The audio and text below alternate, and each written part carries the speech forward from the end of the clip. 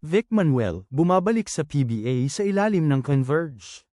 Matapos magtagal sa MPBL, 38 anyos na forward ay nag-sign ng panandaliang kasunduan para sa Fiberxers. Si Vic Manuel ay opisyal nang bumabalik sa Philippine Basketball Association, PBA, matapos pumirma ng short-term deal sa Converge Fiberxers. Ito ay kinumpirma ng kanyang ahente na si Danny Espirito sa Tiebreaker Times, 5 oras bago ang pagsusulat ng balita. Ang 6'4" na manlalaro mula sa Nueva Ecija ay nagpahinga muna sa PBA matapos hindi na renuyuhin ang kasunduan sa Terra Firma noong Pebrero. Sa halip, pumili siyang Lumero sa Maharlika Pilipinas Basketball League, MPBL, para sa Pangasinan, kung saan siya naglaro ng 9 na buwan.